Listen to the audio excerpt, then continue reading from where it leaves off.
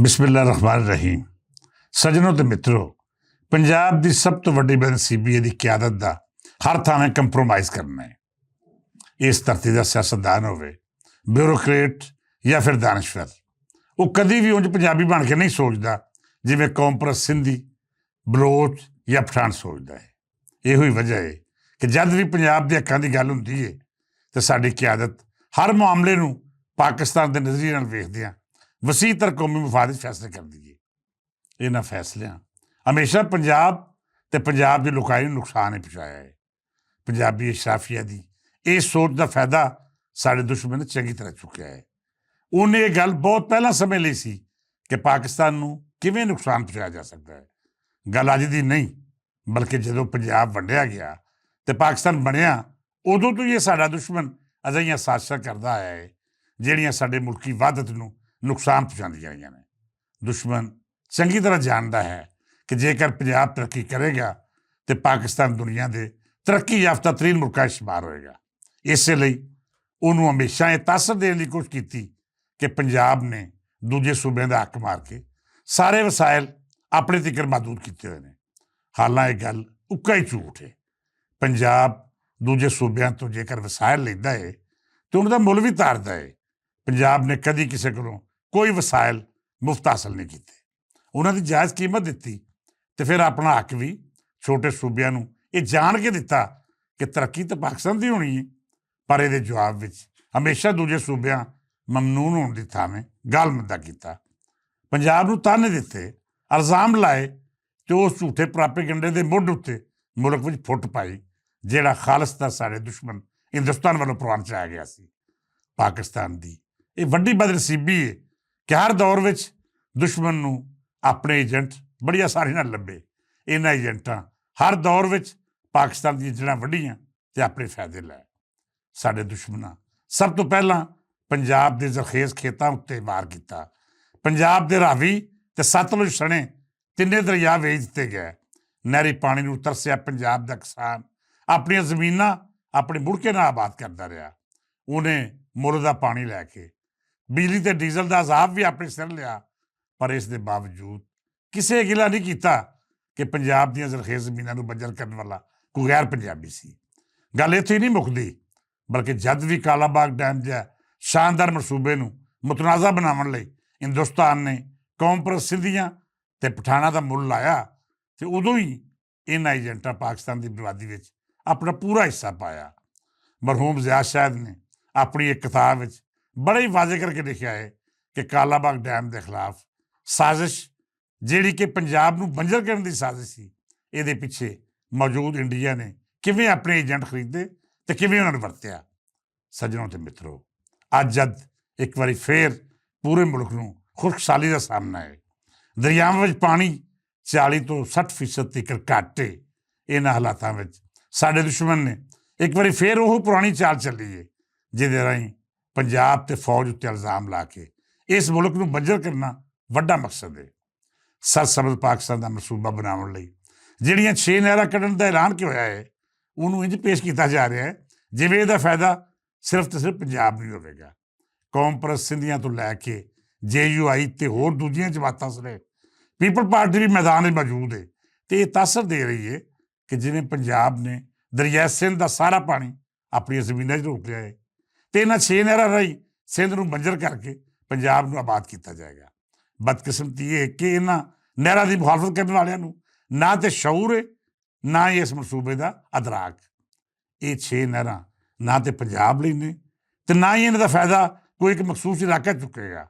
ਮੈਂ ਅਕਲ ਦੇ ਇਹਨਾਂ ਅੰਨ੍ਹਿਆਂ ਤੇ ਦੁਸ਼ਮਣ ਹੱਥੋਂ ਵਰਤੇ ਜਾਣ ਵਾਲੇ ਜਹਿਲਾਂ ਨੂੰ ਦੱਸਣਾ ਚਾਹਾਂਗਾ ਕਿ ਪੰਜਾਬ ਹਮੇਸ਼ਾ ਆਪਣੇ ਹੱਕ ਤੋਂ ਦਸਤਬਰਦਾਰ ਹੋ ਕੇ ਤੁਹਾਨੂੰ ਪਾਲਦਾ ਰਿਹਾ ਹੈ। ਪਰ ਹੁਣ ਜਦ ਦੁਨੀਆ ਇੱਕ ਗਲੋਬਲ ਵਿਲੇਜ ਹੈ, ਹੁਣ ਅਜਿਹਾ ਪ੍ਰਾਪੇਗੰਡਾ ਜ਼ਿਆਦਾਤਰ ਜ਼ਿੰਦਾ ਨਹੀਂ ਰਹਿ ਸਕਦਾ ਤੇ ਨਾ ਹੀ ਅਸੀਂ ਹੋਣ ਦੇਣਾ ਹੈ ਕਿ ਪੰਜਾਬ ਆਪਣੇ ਸਾਹ ਦੇ ਕੇ ਕਾਤਲ ਹਵਾਏ। ਹੁਣ ਤੁਸੀਂ ਇਹਨਾਂ 6 ਨਹਿਰਾਂ ਦੇ ਮਨਸੂਬੇ ਨੂੰ ਲੈ ਲਵੋ ਜਿਨ੍ਹਾਂ ਬਾਰੇ ਪਿੰਡ ਸਿਆਪਾ ਕੀਤਾ ਜਾ ਰਿਹਾ ਹੈ ਕਿ ਪੰਜਾਬ ਸਿੰਧ ਦਾ ਪਾਣੀ ਖੋਹ ਲਵੇਗਾ। ਜੇਕਰ ਤੁਸੀਂ ਇਹਨਾਂ ਨਵੀਆਂ ਨਹਿਰਾਂ ਦਾ ਜ਼ਿਆਦਾ ਲਵੋ ਤਾਂ ਤੁਹਾਨੂੰ ਹਰ ਗੱਲ ਸਮਝ ਆ ਜਾਏਗੀ। ਇਸ ਮਨਸੂਬੇ ਰਾਹੀਂ ਸਭ ਤੋਂ ਪਹਿਲੀ ਨਹਿਰ ਚਸ਼ਮਾ ਰਾਈਟ ਕਨਾਲ ਬੈਂਕ ਹੈ। ਇਹ ਨਹਿਰ ਚਸ਼ਮਾ ਬਰਾਜ ਤੋਂ ਕੱਢੀ ਜਾਏਗੀ ਜਿਹਦਾ ਇੱਕ ਕਤਰਾ ਪਾਣੀ ਵੀ ਪੰਜਾਬ ਦੀ ਜ਼ਮੀਨ ਨੂੰ ਸੈਲਾਬ ਨਹੀਂ ਕਰੇਗਾ। ਬਦਕਿਸਮਤੀ ਜਹਾਲਤ ਤੇ ਮੁਲਕ ਤੁਸੀਂ ਵੇਖੋ ਕਿ ਅੱਜ ਇਹਨਾਂ ਨਹਿਰਾਂ ਦੀ ਮੁਹਾਲਫਤ ਕਰਨ ਵਾਲਿਆਂ ਵਿੱਚ ਉਹ JUI ਵੀ ਮੌਜੂਦ ਹੈ, ਜਿਹਦੇ ਇਲਾਕੇ ਨੂੰ KP ਵਿੱਚ ਇਹ ਨਹਿਰ ਸੈਰਾਬ ਕਰੇਗੀ। JUI ਦੇ ਮੌਲਵੀ ਅੱਡੀਆਂ ਚੁੱਕ ਚੁੱਕ ਕੇ ਪੰਜਾਬ ਨੂੰ ਗਾਲਾਂ ਕੱਢ ਰਹੇ ਨੇ, ਪਰ ਮਾੜੀ ਮੋਟੀ ਵੀ ਹਯਾ ਨਹੀਂ ਕਿ ਜ਼ਰਾ ਜਾਇਜ਼ਾ ਲੈ ਲੈਣ ਕਿ ਇਹਨਾਂ ਨਹਿਰਾਂ ਦਾ ਫਾਇਦਾ ਕਿਸ ਕਿਸ ਨੂੰ ਹੋ ਰਿਹਾ ਹੈ। ਇਹ ਦੀ ਉਂਝ ਹੀ ਗੱਲ ਹੋਈ ਨਾ ਕਿ ਬਾਂਦਰ ਜਿਸ ਟਾਹਣੀ ਤੇ ਬੈਠਾ ਸੀ ਉਸੇ ਨੂੰ ਵੱਢੀ ਜਾ ਰਿਹਾ ਸੀ ਕਿ ਖੋਰੇ ਇਹਦੇ ਨਾਲ ਮੇਰੇ ਦੁਸ਼ਮਣ ਦਾ ਨੁਕਸਾਨ ਹੋਵੇਗਾ। ਤੌਂਸਾ ਬਰਾਜ ਚੋਂ ਨਿਕਲਣ ਵਾਲੀ ਕੱਚੀ ਕਨਾਲ ਇਸ ਮਨਸੂਬੇ ਦੀ ਦੂਜੀ ਨਹਿਰ ਹੈ। ਇਹ ਨਹਿਰ ਦਰਿਆ ਸਿੰਧ ਤੋਂ ਹੀ ਕੱਢੀ ਜਾਏਗੀ ਤੇ ਬਲੋਚਿਸਤਾਨ ਦੇ 4 ਜ਼ਿਲ੍ਹਿਆਂ ਨੂੰ ਸੈਰਾਬ ਕਰੇਗੀ, ਜਿਨ੍ਹਾਂ ਵਿੱਚ ਨਸੀਰਾਬਾਦ, ਡੇਰਾ ਬਗਟੀ, ਬੁਲਾਨ, ਜਲ ਮਕਸੀ ਤੇ ਕੋਲੂ ਦੇ ਇਲਾਕੇ ਸ਼ਾਮਲ ਨੇ। ਇਹ ਮਨਸੂਬਾ ਮੁਸ਼ਰਫ ਦੌਰ ਵਿੱਚ ਸ਼ੁਰੂ ਹੋਇਆ ਤੇ ਮੁਖਤਲਿਫ ਅਦਵਾਰ ਵਿੱਚ ਇਹਦੇ ਉੱਤੇ ਕੰਮ ਵੀ ਜਾਰੀ ਰਿਹਾ। ਇਸ ਨਹਿਰ ਦਾ ਵੀ ਪੰਜਾਬ ਜਾਂ ਪੰਜਾਬ ਦੇ ਕਿਸਾਨ ਨੂੰ ਕੋਈ ਫਾਇਦਾ ਨਹੀਂ, ਪਰ ਗਾਲ ਫਿਰ ਪੰਜਾਬੀ ਖਾ ਰਿਹਾ ਹੈ ਤੇ ਮੰਦਾ ਵੀ ਉਸ ਵੇਲੇ ਬੋਲਿਆ ਜਾ ਰਿਹਾ ਹੈ। ਅਗਾਂਹ ਵਧੀਏ ਤੇ ਤੀਜੀ ਨਹਿਰ ਰੇਨੀ ਕਨਾਲ ਹੈ, ਜਿਹੜੀ ਗੱਦੂ ਬਰਾਜ ਤੋਂ ਨਿਕਲਦੀ ਹੈ। ਇਹ ਨਹਿਰ ਸੱਖਰ ਤੇ ਖੈਰਪੁਰ ਦੇ ਲੱਖਾਂ ਏਕੜ ਨੂੰ ਸੈਰਾਬ ਕਰੇਗੀ। ਮਤਲਬ ਇਸ ਨਹਿਰ ਦਾ ਫਾਇਦਾ ਵੀ ਪੰਜਾਬ ਨੂੰ ਨਹੀਂ ਬਲਕਿ ਖਾਲਸਤਰ ਸਿੰਧ ਤੇ ਸਿੰਧੀ ਕਿਸਾਨਾਂ ਨੂੰ ਪਹੁੰਚੇਗਾ। ਇਹਦੇ ਬਾਵਜੂਦ ਸਿੰਧੀ ਕੌਮ ਪ੍ਰਸਤ ਪੰਜਾਬ ਉੱਤੇ ਇਲਜ਼ਾਮ ਲਾ ਰਹੇ ਨੇ ਕਿ ਉਹ ਸਿੰਧ ਦਾ ਪਾਣੀ ਚੋਰੀ ਕਰ ਰਿਹਾ ਹੈ। ਇਸ ਮਗਰੋਂ ਗ੍ਰੇਟਰ ਥਲ ਕਨਾਲ, ਜਿਹਦਾ ਪਹਿਲਾ ਫੇਜ਼ ਅੱਜ ਤੋਂ 15 ਵਰ੍ਹਾ ਪਹਿਲਾਂ ਹੀ ਮੁਕੰਮਲ ਹੋ ਗਿਆ ਸੀ, ਇਹ ਥਲ ਨੂੰ ਸੈਰਾਬ ਕਰੇਗਾ। ਇੰਝ ਹੀ ਥਰ ਕਨਾਲ ਹੈ, ਜਿਹੜੀ ਅਜ਼ਾਫੀ ਪਾਣੀ ਹੋਣ ਕਾਰਨ ਭੱਖਰ ਦੇ ਦੂਜੇ ਇਲਾਕਿਆਂ ਨੂੰ ਸੈਰਾਬ ਕਰ ਸਕਦੀ ਹੈ। 6ਵੀਂ ਨਹਿਰ ਜਿਹਦੇ ਉੱਤੇ ਸਭ ਤੋਂ ਵੱਧ ਗੱਲ ਹੋ ਰਹੀ ਹੈ ਉਹ ਚੋਲਸਤਾਨ ਕਨਾਲ ਹੈ। ਇਹ ਉਹੀ ਨਹਿਰ ਹੈ ਜਿਹਦੇ ਬਾਰੇ ਪ੍ਰਾਪੇਗੰਡਾ ਕੀਤਾ ਜਾ ਰਿਹਾ ਹੈ ਕਿ ਪੰਜਾਬ ਇਹਦੇ ਰਾਹੀਂ ਸਿੰਧ ਦਾ ਪਾਣੀ ਚੋਰੀ ਕਰਕੇ ਆਪਣੇ ਇਲਾਕੇ ਆਬਾਦ ਕਰੇਗਾ। ਇਹ ਨਹਿਰ ਦਰਿਆ ਸਤਲੁਜ ਵਿੱਚੋਂ ਕੱਢੀ ਜਾਏਗੀ, ਜਿਹਦੇ ਨਾਲ ਬਹਾਵਲਪੁਰ ਤੇ ਬਹਾਵਲ ਨਗਰ ਦੇ ਬੇਆਬਾਦ ਤੇ ਬੰਜਰ ਇਲਾਕੇ ਨੂੰ ਸੈਰਾਬ ਕਰਨ ਦਾ ਮਨਸੂਬਾ ਬਣਾਇਆ ਜਾ ਰਿਹਾ ਹੈ। ਇਸ ਨਹਿਰ ਵਿੱਚ ਉਹ ਪਾਣੀ ਆਵੇਗਾ ਜਿਹੜਾ ਹਰ ਸਾਲ ਸੈਲਾਬ ਭਾਰੋਂ ਹਿੰਦੁਸਤਾਨ ਛੱਡਦਾ ਹੈ ਤੇ ਜਨੂਬੀ ਪੰਜਾਬ ਦੀਆਂ ਕਈਆਂ ਬਸਤੀਆਂ ਨੂੰ ਉਹ ਤਬਾਹ ਉੱਤੇ ਬਰਬਾਦ ਕਰਦਾ ਹੈ। ਇਸ ਨਹਿਰ ਰਾਹੀਂ ਬੰਦ ਬਣਾ ਕੇ ਇਹ ਸੈਲਾਬੀ ਪਾਣੀ ਨੂੰ ਮਹਿਫੂਜ਼ ਕੀਤਾ ਜਾਏਗਾ, ਜਿਹਦੇ ਨਾਲ ਬੰਜਰ ਇਲਾਕੇ ਆਬਾਦ ਹੋਣਗੇ। ਯਾਦ ਰੱਖਣਾ, ਇਹ ਨਹਿਰ ਦਰਿਆ ਸਤਲੁਜ ਚੋਂ ਕੱਢੀ ਜਾ ਰਹੀ ਹੈ, ਨਾ ਕਿ ਦਰਿਆ ਸਿੰਧ ਤੋਂ। ਹੁਣ ਸਿੰਧੀ ਕੌਮ ਪ੍ਰਸਤ ਇਲਜ਼ਾਮ ਲਾ ਰਹੇ ਨੇ ਕਿ ਇਸ ਕਿਨਾਲ ਰਾਹੀਂ ਸ਼ਾਇਦ ਪੰਜਾਬੀ ਦਰਿਆ ਸਿੰਧ ਦਾ ਪਾਣੀ ਚੋਰੀ ਕਰ ਲੈਣਗੇ। ਅਕਲ ਦੇ ਅੰਨ੍ਹੇਓ ਤੇ ਆਮ ਕੋ ਕਮ ਅਜ਼ ਕਮ ਪਹਿਲਾਂ ਇਸ ਮਨਸੂਬੇ ਬਾਰੇ ਪੁੰਛਾਣ ਤੇ ਕਰ ਲਵੋ ਕਿ ਅਸਲ ਵਿੱਚ ਹੈ ਕੀ, ਸਤਲੁਜ ਦਾ ਸਿੰਧ ਨਾਲ ਕੀ ਤਾਲੁਕ। ਸਤਲੁਜ ਤਾਂ ਤੁਹਾਡੇ ਵੱਡ ਵਡੇਰਿਆਂ ਪਹਿਲਾਂ ਹੀ ਵੇਚ ਕੇ ਪੰਜਾਬ ਨੂੰ ਬੰਜਰ ਕਰਨ ਦਾ ਜਿਹੜਾ ਆਰ ਕੀਤਾ ਸੀ, ਉਹਦਾ ਮੁੱਲ ਸਾਡਾ ਕਿਸਾਨ ਅੱਜ ਤੱਕ ਭੁੱਖ ਰਹੀ ਤਾਰ ਰਿਹਾ ਹੈ। ਉਹਦੀਆਂ ਜ਼ਮੀਨਾਂ ਬੰਜਰ ਹੋ ਗਈਆਂ, ਉਹਦੇ ਨਿਆਣੇ ਭੁੱਖੇ ਰਹਿ ਗਏ ਤੇ ਉਹਦੀ ਸਾਰੀ ਖੁਸ਼ਹਾਲੀ ਨੂੰ ਭੁੱਖ ਤੇ ਨੰਗ ਖਾ ਗਈ। ਇਹਦੇ ਬਾਵਜੂਦ ਤੁਸੀਂ ਇਲਜ਼ਾਮ ਲਾਉਂਦੇ ਹੋ ਕਿ ਉਹਨੇ ਤੁਹਾਡਾ ਹੱਕ ਮਾਰਿਆ। ਅੱਜ ਵੀ ਪੰਜਾਬ ਦੇ ਕਿਸਾਨ ਦਾ ਹੱਕ ਮਾਰ ਕੇ ਦੂਜੇ ਸੂਬਿਆਂ ਨੂੰ ਪਾਣੀ ਦਿੱਤਾ ਜਾ ਰਿਹਾ ਹੈ। ਅਜਿਹੇ ਕਾਣੇ ਫੈਸਲੇ ਸ਼ੁਰੂ ਦਿਨ ਤੋਂ ਪੰਜਾਬ ਦੇ ਕਿਸਾਨ ਦਾ ਮੁਆਸ਼ੀ ਕਤਲ ਕਰਦੇ ਆ ਰਹੇ ਨੇ, ਪਰ ਪੰਜਾਬ ਦੇ ਕਿਸਾਨ ਨੇ ਚੁੱਪ ਰਹਿ ਕੇ ਹਰ ਗੱਲ ਬਰਦਾਸ਼ਤ ਕੀਤੀ ਹੈ।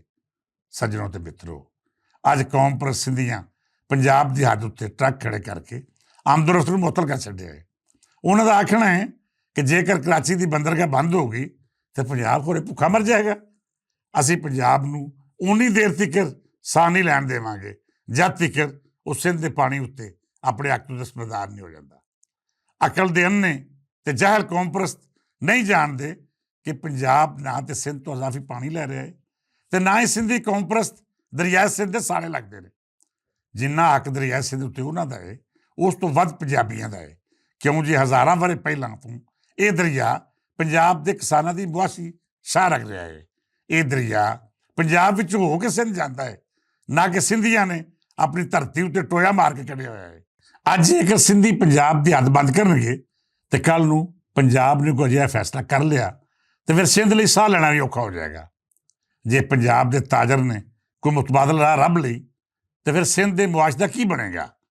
ਪੰਜਾਬ ਦਾ ਸਰਮਾਇਆਕਾਰ ਜੇ ਕਰਾਚੀਓ ਸਰਮਾਇਆ ਕੱਢ ਲਵੇ ਫਿਰ ਵੇਖੋ ਤੁਸੀਂ ਕਿੱਥੇ ਖਲੋਤੇ ਹੋ।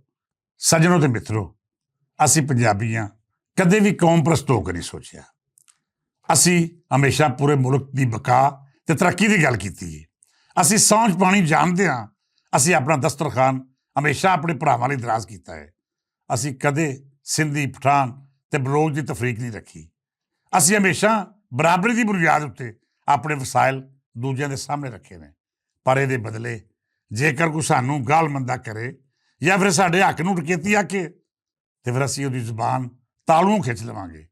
ਪੰਜਾਬ ਉੱਤੇ ਬੜੀ ਇਲਜ਼ਾਮ ਤਰਾਸ਼ੀ ਹੋ ਗਈ ਹੈ।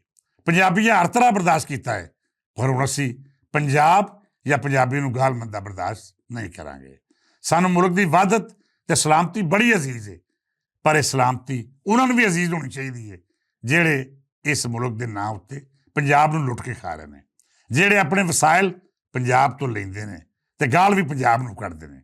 ਅਸੀਂ ਹੁਣ ਕਿਸੇ ਵੀ ਕੀਮਤ ਤੇ ਇਹ ਚਾਲਾਕੀ ਤੇ ਸਾਜ਼ਿਸ਼ ਬਰਦਾਸ਼ਤ ਨਹੀਂ ਕਰਨੀ। ਅੱਜ ਦਾ ਪੰਜਾਬੀ ਆਪਣੀ ਬਰਦਾਸ਼ਤ ਦੀ ਹੱਦ ਪਾਰ ਕਰ ਚੁੱਕਿਆ ਹੈ। ਉਹ ਜਵਾਬ ਵੀ ਦੇਗਾ ਤੇ ਆਪਣੀ ਧਰਤੀ ਉੱਤੇ ਭੌਂਕਣ ਵਾਲੇ ਦੀ ਜ਼ੁਬਾਨ ਵੀ ਖਿੱਚੇਗਾ। ਪੰਜਾਬ ਦੇ ਰਾਖੇ ਤੇ ਵਾਰਸਾਂ ਨੂੰ ਲੱਖ ਲੱਖ ਸਲਾਮਾਂ। ਇਜਾਜ਼ਤ ਦਿਓ, ਰੱਬ ਰੱਖਾ।